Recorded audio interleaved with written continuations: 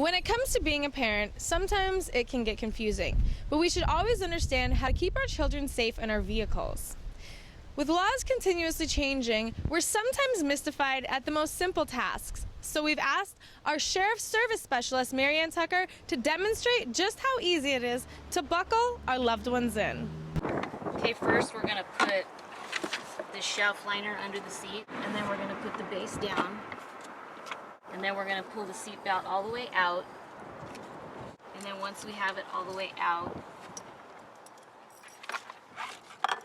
we're gonna hook it on this side. And then once we have it hooked into the buckle, we're gonna pull it as tight as we can, put a little bit of pressure on the base itself, and then we're gonna let the rest of the seat belt ratchet back in up at the top there. So we want to get a tight fit, pull it through, and then we're gonna insert the seat belt on this side and pull it as far as we can.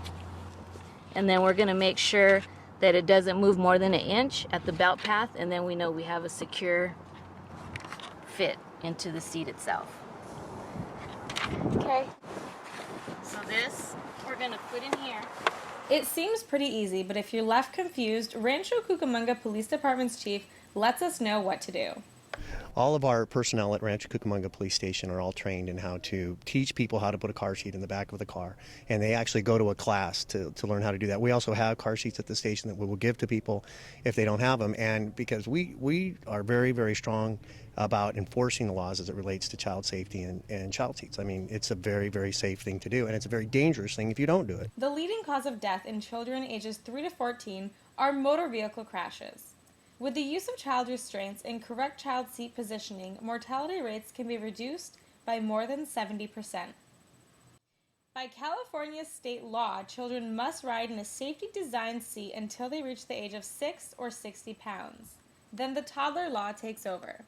Deputy Kevin Allen explains what this law is. Well, the toddler law did not exempt the old law. Now you just have to have a booster seat, which is actually going to elevate the child up to where the restraint belt doesn't go across their neck.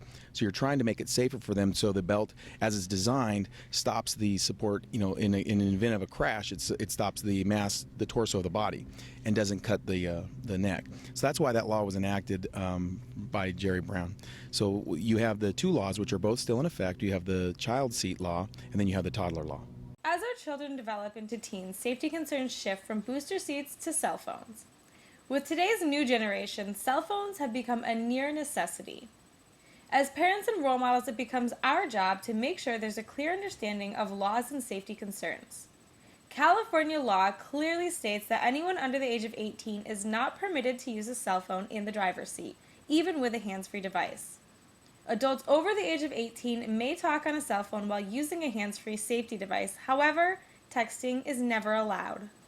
You are never allowed to have your cell phone in your hand when you're in a vehicle for any reason. If the car is on the roadway and the engine is running, you cannot do anything with the cell phone.